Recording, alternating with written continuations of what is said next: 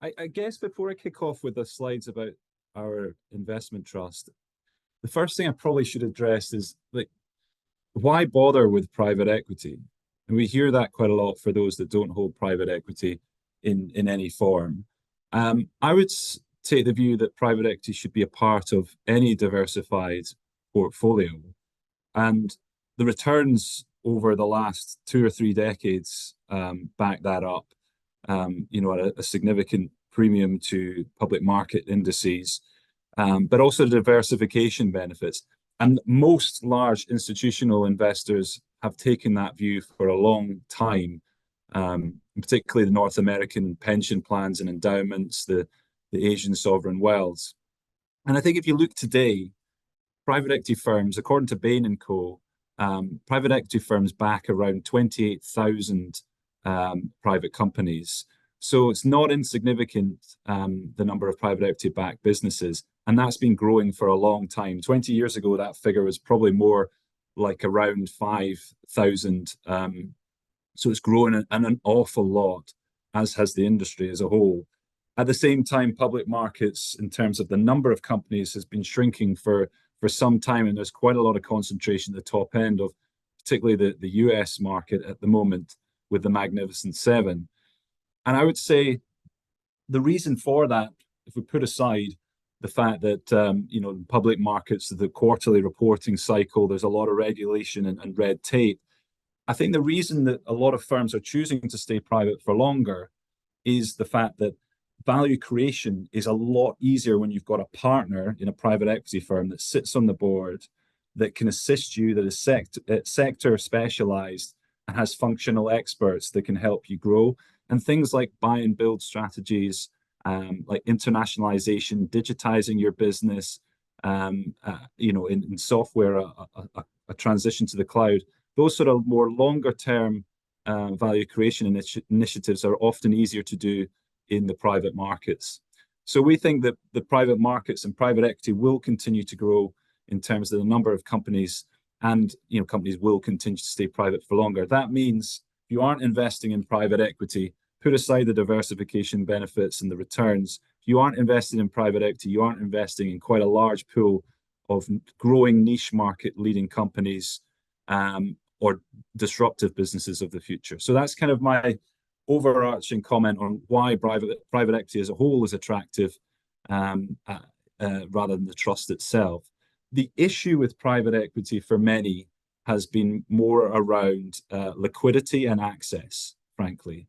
And private equity investment trusts are a way to tackle both of those factors, really. So from a liquidity point of view, it provides daily traded liquidity, so you can trade in and out of shares on a daily basis, whereas in the private equity market, if you're investing in private equity funds, it can take up to 3 months to sell out of a fund.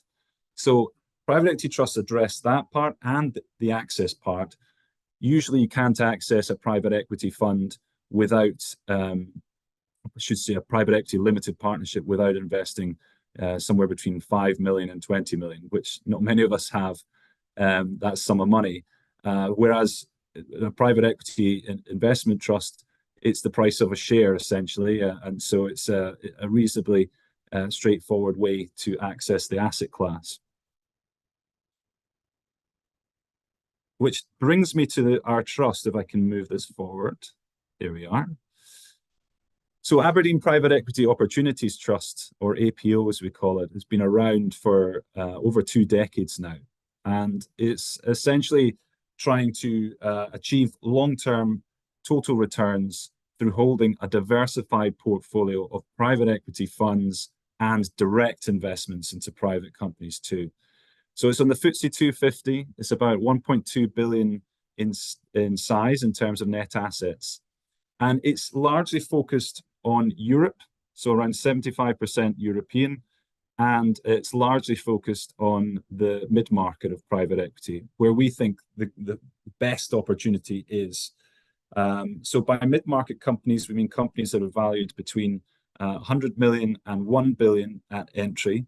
And our profitable businesses are cash generative businesses. So it's not speculative venture capital type businesses that you can shoot for the moon, and sometimes you get there, but quite often you don't.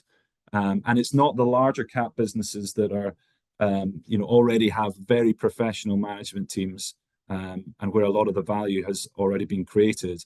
It is really that sweet spot where companies still require a lot of help to grow, but are institutions and generating cash. So from a risk perspective, not nearly as risky. In terms of other features of this trust, so we pay a quarterly dividend as well. The yield is around 3% at the moment, and the board is committed to maintaining the real value of the dividend. So last year it grew 11%. This year we're proposing it to grow 5%, basically slightly ahead of inflation. And how we invest is over the page. So we really, as I mentioned earlier, the private equity universe is very, very large, 28,000 companies in the universe. Globally, there's somewhere between 10,000 and 15,000 private equity firms. In Europe, there's around 3,000, and we partner with 12. So what we're providing here is identification and the relationship with some of the leading firms, 12 leading firms that we partner with through their funds, which is the sort of middle upper half of the slide, but also directly alongside them into private companies as well. So this creates a larger underlying portfolio of private companies. We've got about 720 private companies, so it's very well diversified by geography, by manager, by sector. So you can see the sector breakdown on the right-hand side here. We're not looking to have a single sector more than, say, 25% of the portfolio. And you can see some of the logos of the businesses here. Some you might be familiar with. I think if you're familiar with even half of these logos, then you're doing very well indeed, because some of them are quite niche and specific to certain geographies. A little bit on the manager before we kick off into on the strategy of the trust. So our team has been operating in the European private equity market for over 2 decades, and we've managed the trust since inception.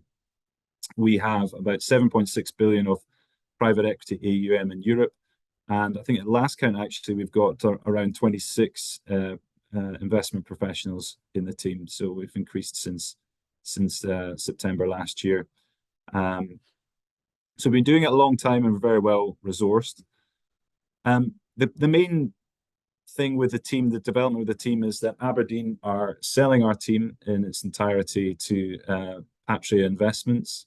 Patria are a NASDAQ listed private equity or private market specialist. And they have no exposure to Europe. They're principally Latin American focused.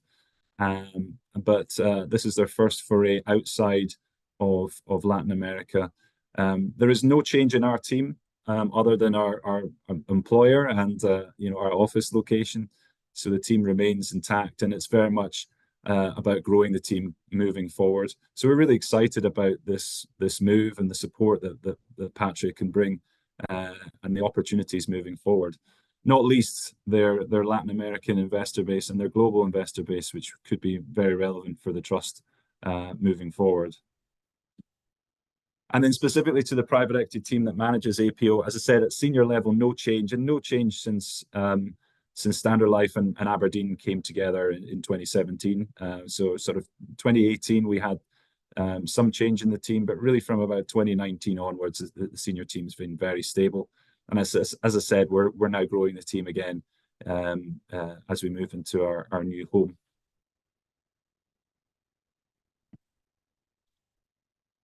So just on the investment strategy of the trust, and to dwell on some of this. So I think the first thing, as I alluded to earlier, it's sort of providing access to private equity to investors of all types, really. It's a complex asset class. It can be difficult to access unless you've got a large checkbook. There's a lot of sort of nuanced issues around regulation, tax, and the liquidity of a typical private equity fund, a limited partnership, you don't get daily liquidity. So this trust helps to sort of address a lot of these points and make it nice and easy for investors.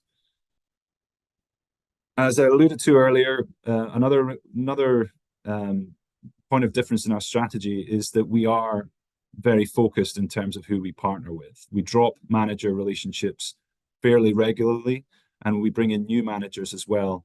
On top of that, we re-underwrite everything, any new investment opportunity, any relationship, every time a new fund is raised.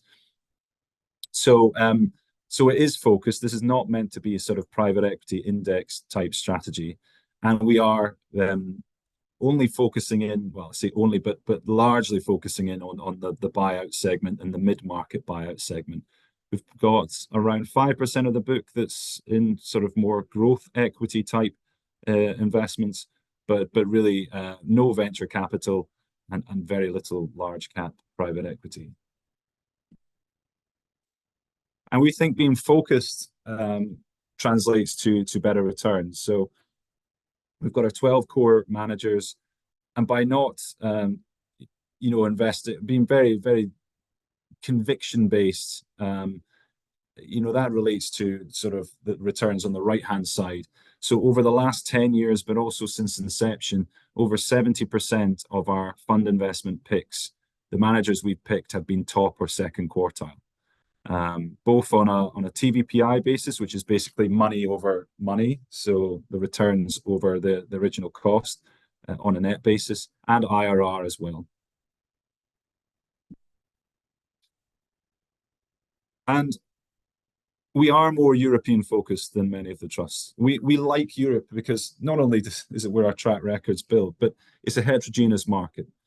So that means different cultures, languages, customs, regulation, legislation. It is a lot harder for a private equity firm from the US or Asia to come into Europe and win deals, particularly in certain areas. Take for example France. If you don't have boots on the ground, if you don't have people that are accepted within the community in Paris or in Lyon, it becomes very, very difficult to win deals, in the private equity landscape. The other point I would make is that we are largely focused in on Northwestern Europe. So we've got about 7% in Southern Europe and very little in Eastern Europe. North America is around 24% of the book. That's largely through European managers that have expanded into North America. So yeah, it's still a reasonable size in terms of the portfolio, but Europe is the majority of the portfolio and will continue to be the majority of the portfolio. And I've mentioned the fact that we're focused on buyout. This is sort of the segmentation of the private equity market here. Again, very little in venture capital, very little in small cap buyout, some in growth and some in large cap, but the sweet spot, 2/3 of the portfolio really is in this mid-market space, and that's where we're focused on. And we think from a risk point of view, it's a sweet spot in terms of where to play. And the managers we partner with, we've known them for a long time. We definitely re-underwrite and drop managers, but it's very, very hard to really understand what's happening in a private equity firm at any given time, and really get under the bonnet and understand whether these firms are still motivated, still investing in developing the team and such like. So knowing these managers, a selection of some of our core managers there, we've known over a decade and in some cases 2 decades. And so having that, time-tested monitoring of them and understanding whether they keep their promises and deliver over the long term, I think is really important.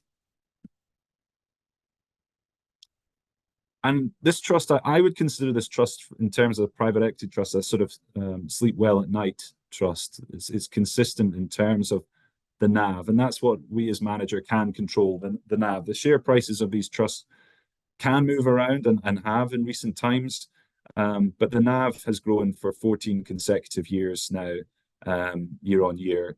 And we put that down to not only the focus that we've mentioned in terms of partnering with a small subset of the market, and the mid-market focus, but also, I guess, the rigorous approach to investment analysis, the re-underwriting every time. That's important. I think for us, the frustration is the share price discount. So you can see that widened out. It's around 30% when I last checked. We've tried many things to close that. Right now we're doing some buybacks, a buyback program that the board have undertaken, and that has brought the share price in a bit. But the industry as a whole, private equity, seems to trade at a discount, and at the moment the discount's wider than normal. I see that, given my conviction in the valuation of the book and the book itself more broadly, I see that as an opportunity for investors. Recent performance. So we released our year-end results to 30th of September. Now, you'll note that 30th of September was quite some time ago. There's obviously a bit of a lag in private equity in terms of the valuations. We're about to release our book revalue to the 31st of December. So it's like inopportune time, because if we had 2 more weeks, I could have given you the 30th or 31st of December numbers. But for our year end, so 30th September 23, our NAV grew 5.4%, and our portfolio actually grew 9.4%, excluding FX. So in constant currency, it grew 9.4%. And the share price total return grew as well, which we're pleased about.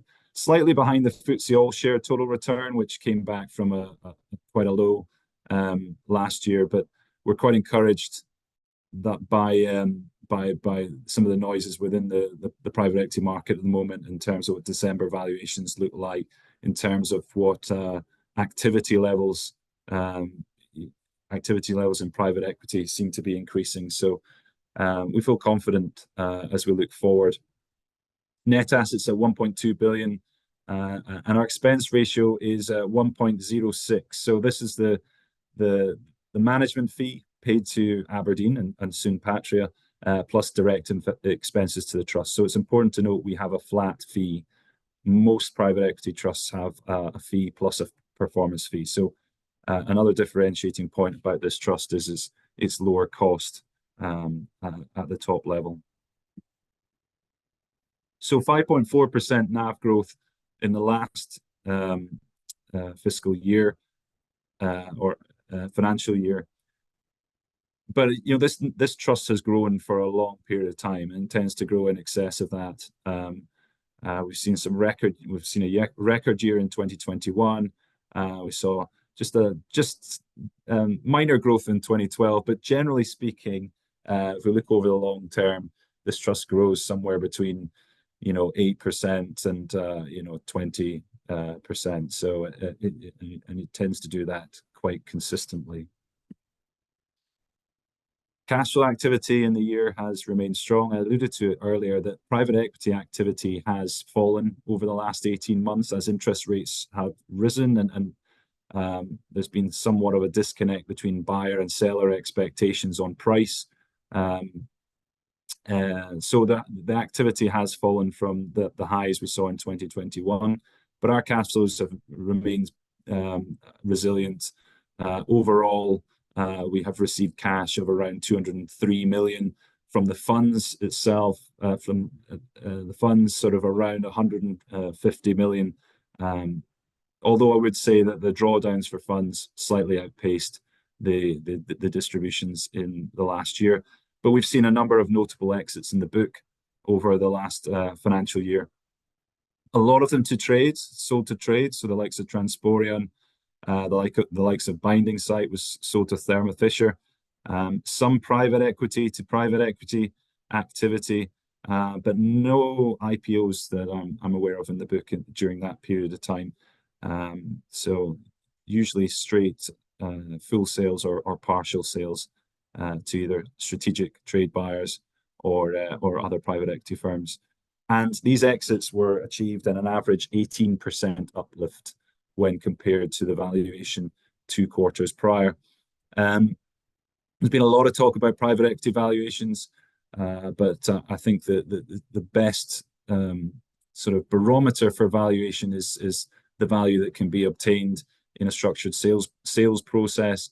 And in this case, on average, our book is still seeing a significant uplift to valuation when assets are sold. And that uplift upon exit has persisted over a long time period now. So probably as long as we've been tracking private equity exits, but certainly over the last 10 years, that average has been around 20 to 25%.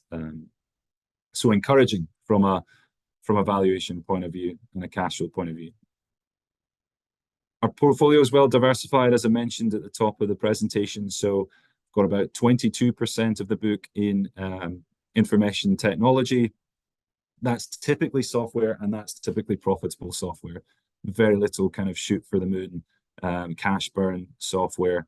And then we've got around 19% of the book in healthcare.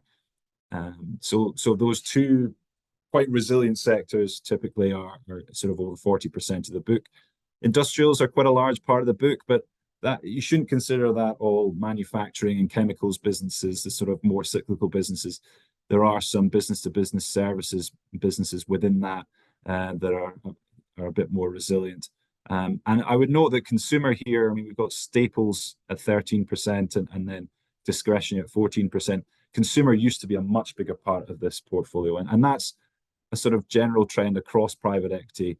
Private equity has pivoted over the last decade from more consumer type strategies, casual dining rollouts and retailers and that sort of thing, pivoted more towards technology businesses and healthcare businesses, and our portfolio is the same.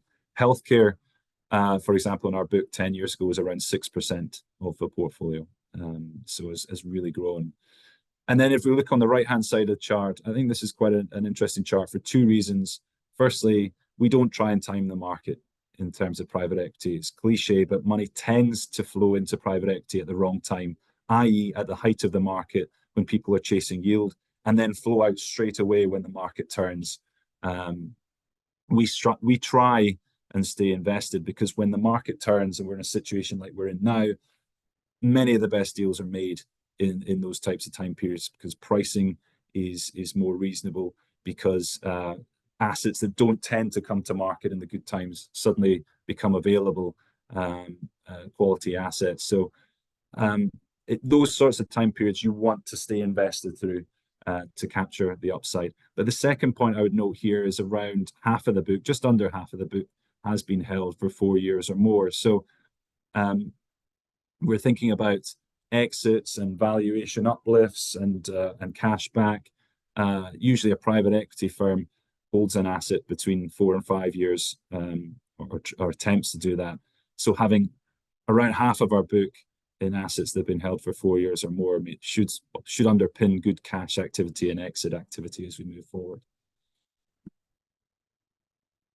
In terms of the portfolio and how it's holding up, we've taken the top 50 companies, slightly self-selecting, if that's the right expression, because it typically is the better performers. So I'll hold my hand up and admit that. But we're really encouraged by the operating performance here. So the top 50 companies equate to 40% of the book. A median valuation multiple of 14 times, which is slightly down on the prior year, which was 14.5, and down from a previous high was around, I believe, around 15.5, 16. So the valuation multiple has come down in this cohort. The leverage is around 4.3 times, which is definitely below the market average, which is somewhere between 5 and 6 times EBITDA. But the growth we're really encouraged about.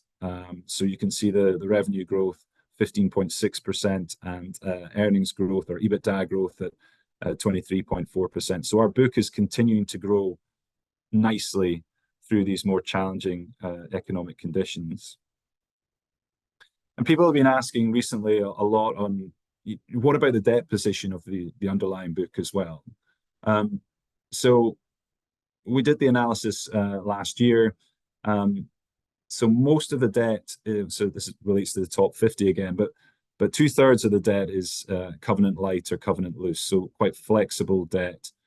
The vast majority, or all bar one, of the debt packages are floating interest, but almost 2/3 are hedged in terms of interest rate.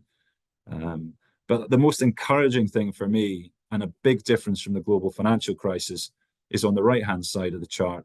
Private equity firms have been a lot more proactive around refinancing their debt. They've typically hired capital markets teams to proactively deal with their portfolio company's debt rather than leaving it to the investment team members. And that means that the debt maturities have been pushed out, with the majority pushed out to 2027 or beyond, and only 15% due to be refinanced, renewed in the next 2 years. So really encouraged by that. And if you looked at this chart for a typical private equity portfolio back in 09-10, it would have looked very, very different indeed. New investments, it's a very busy slide with a lot of logos here, but some key messages. So the logos of the private equity funds that we back are on the top half of the slide, and then we've got the companies and secondary investments that we've made in the bottom half. So key messages on the funds. I mean, we are backing mid-market specialists in typically sector specialized firms. So if I look at some of these, you may know HG because they have their own investment trust, so they're software specialists. But you might not know someone like Archimed, which is the logo with a little tree there, that is a healthcare specialist. And that's similar across other sectors as well. So Triton is more of an industrial manufacturing specialist. And we've got other healthcare specialists in Windrose and Exceler. And generally, even those that are multi-sector have dedicated sector teams. So that's an important thing to take away, is that the typical private equity firm is becoming more sector specialized, is more kind of an inch wide, mile deep in terms of focus, and really has that sort of strategic buyer, trade buyer type level of knowledge these days, which is really helpful when it comes to creating value and winning deals. So that's the type of manager, the profile manager that we're looking for. And then on the directs there, we continue to be active around the direct portfolio. In fact, it might be worth turning the page on that front. So this trust was purely a fund-of-fund trust for 18 years of its life. Back in 2019, when my colleague Merrick Mackay and I got involved with the portfolio here, we introduced direct investments, or specifically co-investments, to the investment objective with the support of the board. And the advantage of taking the trust more direct is it strips out a layer of underlying fees, frankly. So co-investments are typically fee-free, but even direct investments through single asset secondaries are reduced fees relative to funds, sorry. So we get this right, we build this large portfolio of direct investments, it should be accretive to performance, and that's what we've seen so far. So we're really encouraged by our direct investment portfolio. If we look at the progression here, so we've increased direct investments to around 19% of the book at September 23. That's even with a large partial realization of the largest direct investment action group. And we're really looking to grow this to somewhere between 25 and 30% of the book in the short to medium term. And we're well on course to do that. So very happy with how the direct book is growing and performing. In terms of our top company exposures, you can see these here. So Action, I alluded to there, we undertook a partial realization of this. You may recognize this because it's held through 3i. The 3i investment trust, it equates to around 2/3 of that investment trust, so it's a very large company these days. We took advantage of a liquidity window facilitated by 3i to sell some and bring this down to around 2% of the book. It was around 6%, and that returned 53 million to the trust in terms of cash. But we still have conviction in this asset. It is a discount retailer in continental Europe.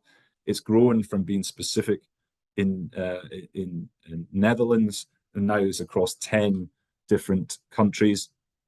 An amazing business.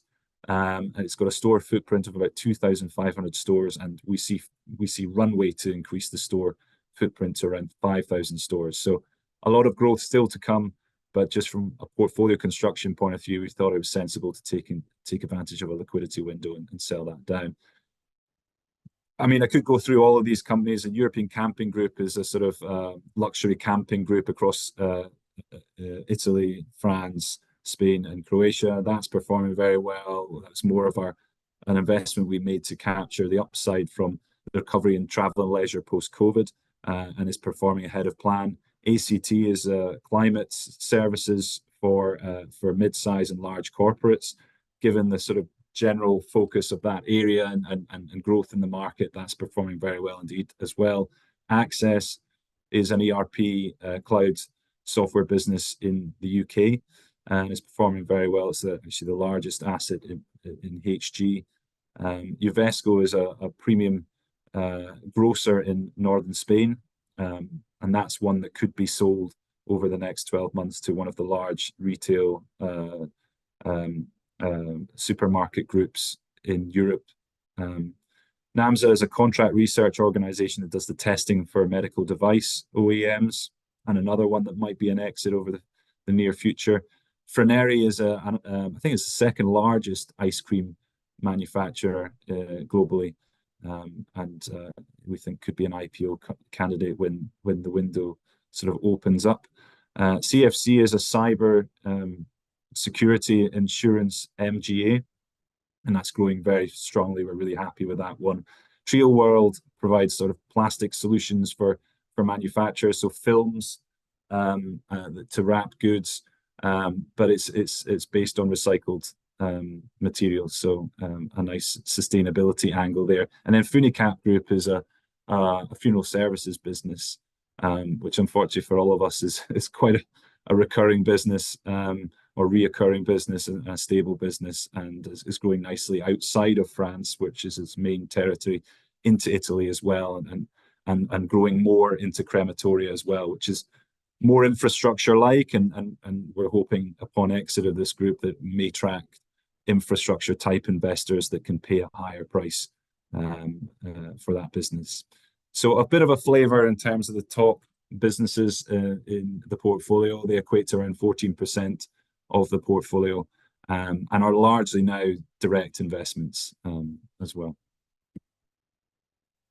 In terms of balance sheet, we're in what I think is a very good position.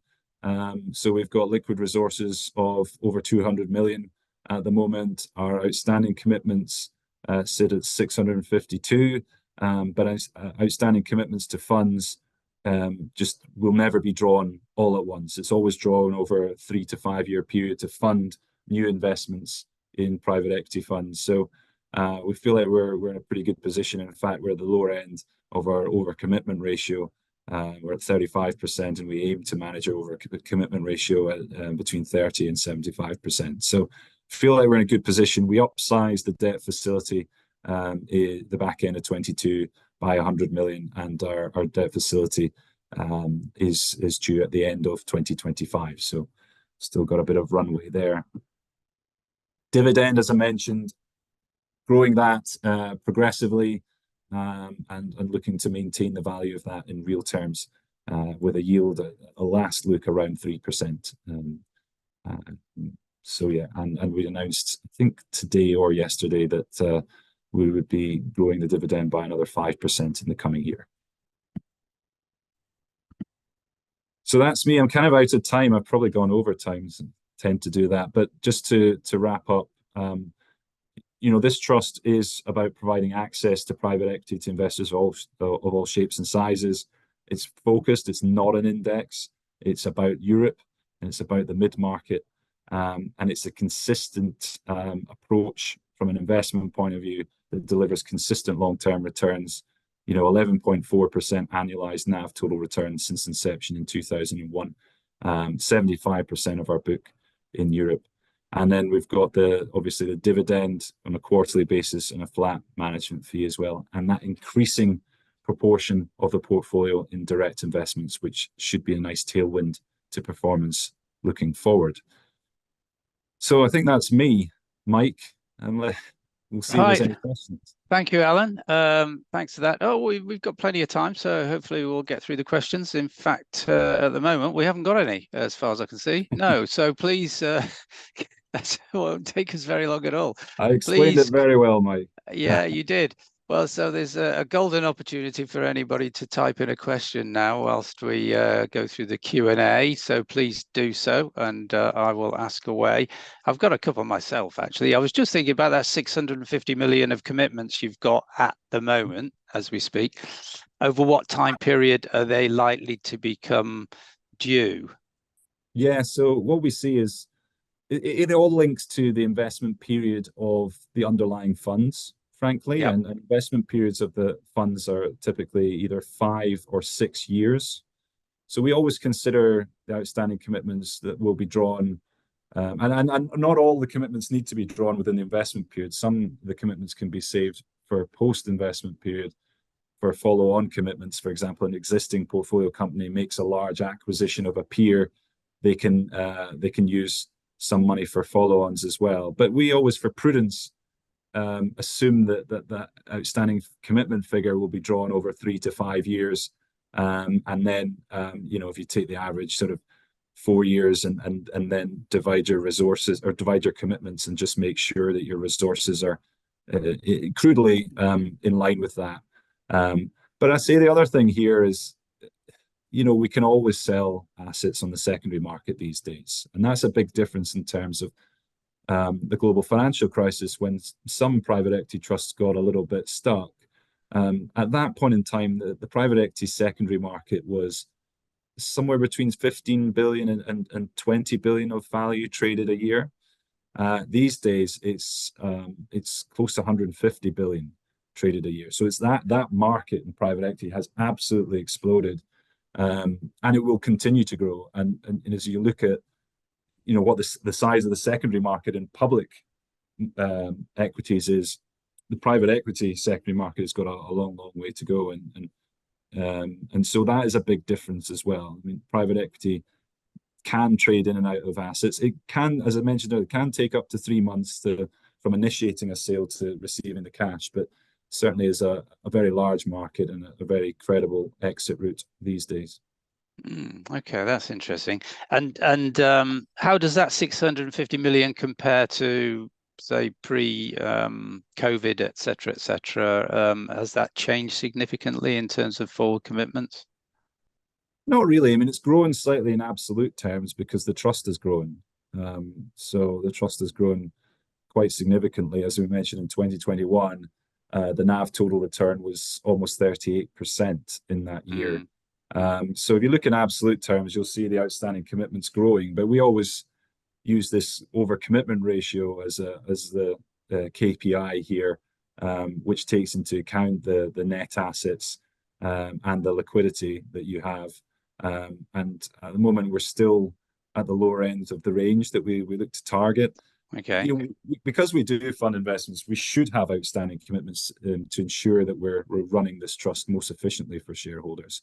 But obviously, you don't want to get them too high. But at the moment, we've got assets of 1.2 outstanding commitments of 1.2 billion, outstanding commitments of 650. We feel pretty comfortable with that. You're comfortable with that. Okay. Yeah. No, thank you. Just you're talking about the direct investments there and growing that to sort of 25 to 30% of the portfolio. And some of that will be co-investing with presumably the partners that you already invest with through the funds in general. But where you also mentioned single asset secondaries that you would be going after. Have you got any particular policy as to the split between those two routes, or is it just going to, it's just evolve over time? Yeah. So first thing, all of our co-investments are alongside managers where we've diligenced them in terms of and made a primary investment. Doesn't necessarily need to be we made the primary fund investment in APEO, but it can be in one of the other Aberdeen client portfolios. But it has to be alongside a trusted private equity manager that we know very well indeed. So Okay. we won't be doing anything that's sort of a co-investment or direct investment that's sort of with a small deal by deal manager. It is with one of our most trusted partners. So that's just the first thing I would say. Our preference is frankly for co-investment because there are no fees or very minimal fees attached to co-investments. And we've got our own dedicated co-investment team, around 7 individuals that have been doing this for a very long time and looking at co-investments week in, week out. So we feel like we can select well there and stock pick well there and add value actually to the private equity firm's diligence process in a lot of cases. Single asset secondaries are more of a recent phenomenon. For those that don't know what they are, they're typically where a private equity firm has an asset, a golden goose type asset, and perhaps the fund that the asset sits in has run out of capital and they want to continue to hold this for longer. Maybe they're doing a buy and build and growing the business and it needs a little bit more capital to grow further. What they will do is they will initiate a secondary process whereby they invite new buyers, new investors to in a structured process to make an offer and set the valuation for a business, and then also roll into a new vehicle, roll the asset into a single asset vehicle. And so it's again, it's taking a sort of single asset risk. And so our diligence is essentially the same, regardless of whether it's a co-investment or a single asset secondary. But the key difference between those two categories is that single asset secondaries typically have some fees attached to them. So they're less than a fund, but there's definitely still fees there. So our general preference is co-investment because it strips out that entire layer of fees, but also we'll continue to do some single asset secondaries alongside our trusted partners. Okay, thank you. And just in general, with your trusted partners, how important are you to them? I guess you'd have to ask them, but we think that we're important. I mean, these firms are growing. Obviously, the best performing private equity firms attract a lot of interest. But I think because we've been there for the long term, we may not be the ones writing the largest check in the fund. There might be a large North American pension plan or sovereign wealth or an endowment somewhere that can write, a 500 million billion check for some of these funds. But because we've been there for a long time and a trusted partner for such a long time, we're kind of value additive in a different way. So we feel we are important to these managers, but also the fact is that we are doing more and more at the lower end of the market these days, because we're no longer backing the largest private equity funds in the world, where they attract a lot of money. A private equity fund of $1 billion in size, if we're making a commitment of 50 million, I mean, we're still 5% of the fund and important and on the LP advisory committee and one of the first calls for co-investment. So yeah, that's another factor to bake in. We are moving it more towards the lower end of the market because of the value creation at that end of the market. Okay, so you're convinced you're getting a good deal out of your partners in terms of a level playing field? I'd say so. Yeah. I mean, Yeah. The legal processes, with without being too technical, are pretty transparent. I mean, in terms of investor side letters, for example, in terms of their demands and requests, you usually get a most favored nation process at the back end where you can select what other people have asked for and things like that. And the fact is that we are receiving co-investment flow from all of our core relationships, really, and that is fee free. And so that is, fantastic value in terms of the overall package that we commit to. Okay. All right. Thank you. All right. Well, we've been talking. Some questions that come in here. Just rank these by popularity. Nobody's voted for anything, so they're all equally popular. Is your change of ownership going to upset the stability of the investment team? Short answer, no. If anything, it's positive because we will have more resource particularly mid-level and junior level. And so Patrick have committed to recruit more resource, and the senior team has been stable and is very excited about the opportunity going forward, because we were essentially non-core within Aberdeen, and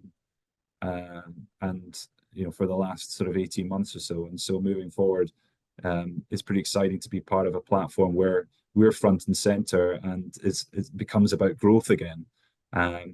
So that's nice and easy one to answer. It's a real positive for the team.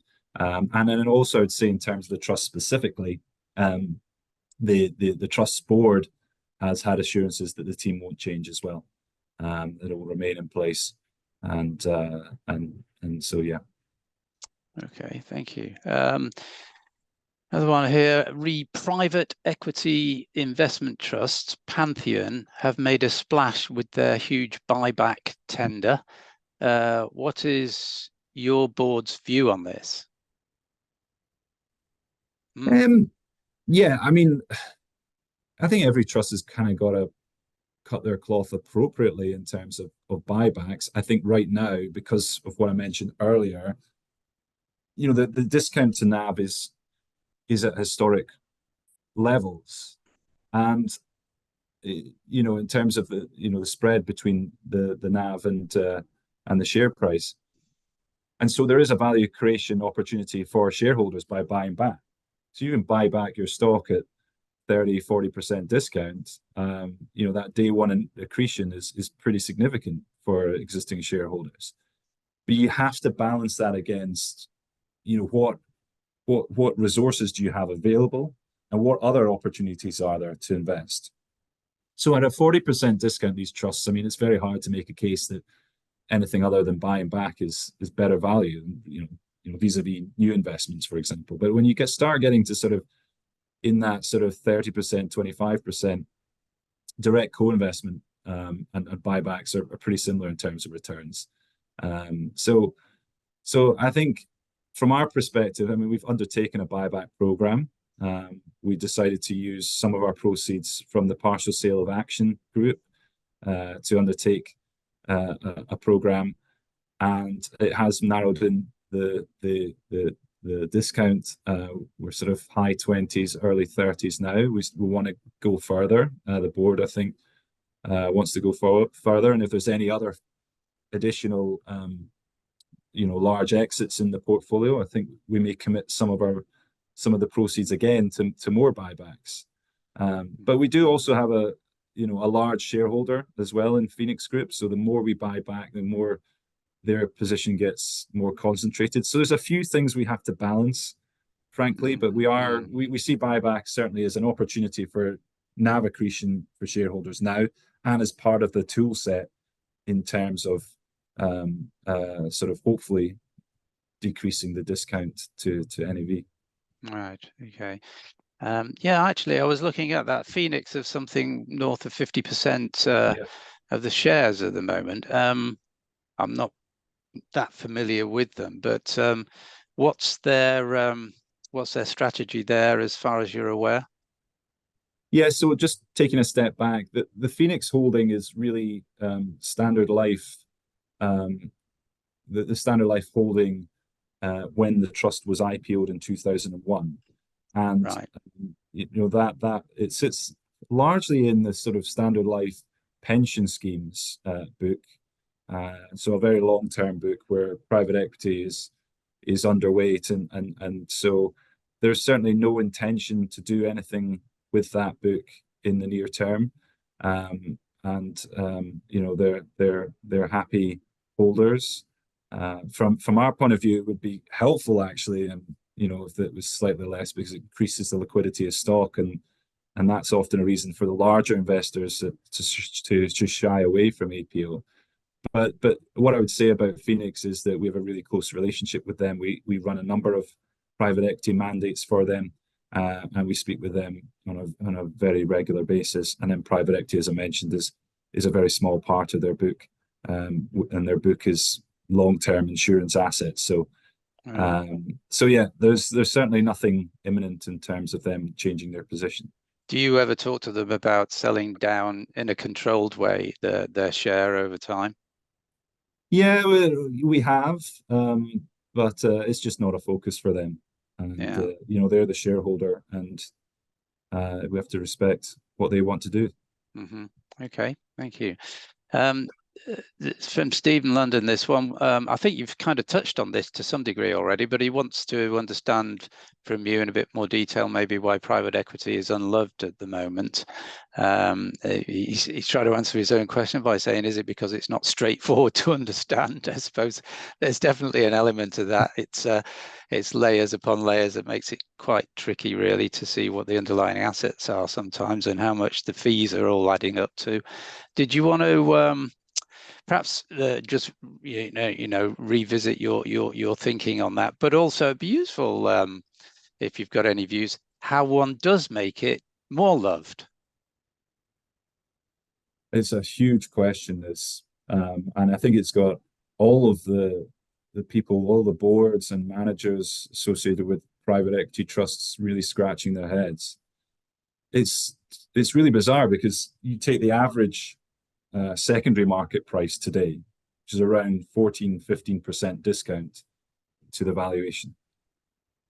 So that's a group of people that sign non-disclosure agreements and then analyze the portfolios and then put a bid in. So those that have private equity knowledge and access to the underlying information are pricing on average buyout books at around 14-15% discount, whereas listed private equity at the moment is much wider than that. And I definitely think there's an element of, how do you demystify is the wrong word, but how do you make more clear and more transparent an industry which has been known for not being transparent because they don't want to give away an edge. Private equity firms want to keep as much of an edge as possible, which means that from our point of view as a trust that offers a diversified portfolio alongside these managers, we can only give out so much information. We'd love to give out more. How are these assets valued? What is the current earnings growth? All of that sort of information, which the LP secondary market has access to. The listed private equity market, you can't put that information public. So I think there is an element of, people perhaps not having enough information to really scrutinize. There's an element of that. There's some of it that's reputational, frankly. So if you go back to the GFC, I mean, there's a couple of high-profile casualties in the private equity investment trust space as well. And I think the market has long memories, and so sees private equity as more risky. I don't necessarily see it that way, but there is a general view out there, and it doesn't help that, frankly, publications like the FT, I mean, for whatever reason, the Financial Times at the moment seems to have something against private equity, and there's a negative headline about private equity every other day, and so if retail investors and wealth managers are constantly reading that information that's on a negative slant, plus there's a memory of the GFC, plus I can't scrutinize the underlying companies to the degree that I want, it just creates a lack of, I don't know, trust, I suppose. But what we need to do, I think, as an industry is work together to try and demystify it and educate and hopefully at some point, the sector as a whole re-rates. And that's what's required, because the APEO gets down to a certain discount to NAV, but its peer group is still a lot wider. I mean, the value buyers will sell out of APEO and go into the others that are wider in terms of share price discount. So yeah, it's a really tough question to answer, if I'm honest with you. But yeah, I would always say, like, in terms of the fees as well, just to cover off there. I mean, yeah, it is an expensive asset class. There's a lot of resource required in terms of creating value at businesses. It's a hands-on asset class. And people are well remunerated, generally speaking, in private equity firms. But I will always look to the net returns. The NAV total return is net of all fees. So these sort of synthetic costs that we're asked to produce, are irrelevant in terms of you know, the fact that the NAV has already factored them in, and then thus the share price has also factored them in. So Yeah. I'm really hopeful that the cost disclosure stuff gets sorted out, because I kind of feel like it's not only hurting private equity investment trusts, but hurting UK investment trusts as an entire group. Right. Yeah. And we're supportive of that as well, actually. Hopefully that will get sorted. But besides that sort of idiosyncrasy that's come about in the investment trust costs area, you touched on it. You said we can't share certain information at the moment about the underlying assets, performance, and so on. It's a little too opaque. Is that caused by regulation, or is that about MiFID, or is it, what is it that's preventing you from sharing more information with the retail market? Might be something we as ShareSoc could help in terms of lobbying there. I think it all comes down to the private equity managers and their sensitivity around information and creating, a competitive edge or maintaining a competitive edge. So, for example, the type of information that might be helpful and might help a retail investor or a wealth manager to invest is, what are the assets valued at in terms of a multiple, enterprise value over EBITDA, for example. The problem with that is if I publish that for Action, well, Action is known because it's a public, 3i is public, and you can find out the multiple there. But for most PE firms, it's not public information. If another private equity firm knows what a business is valued at, if another trade buyer knows what a business is valued at by a private equity firm, it kind of gives them a line in the sand in which to negotiate, for example. So that's just an example of why the firms themselves are quite sensitive on the information. And that's the reason why someone like ourselves or the other trusts that have a similar strategy, Pantheon and ICG Enterprise, for example, I mean, they can't publish that information either because of that sensitivity. Okay, so it's mostly about confidentiality rather than anything to do with regulation. Yeah. Yes. Okay. Exactly. But maybe that's about the way the industry behaves. And okay, it's useful to know. But I would say we get all that information as a manager. All of that information we can scrutinize. It's just having it out there in the public domain. So it's not like we're investing in a private equity company or committing to a private equity fund without having that information. We would absolutely have that information. Yeah, but as you say, I mean, you know, 3i have to publish a lot of this, and they seem to be doing okay despite that. So it makes you wonder whether they're worrying about things they shouldn't be worrying about. But anyway, we could go on. Just one final question, John Flowerdew. We're out of time, but briefly, maybe we could get this one done. How international is your team, given you operate in many countries? Do you have a range of linguistic competencies? We do. We have Spanish speakers.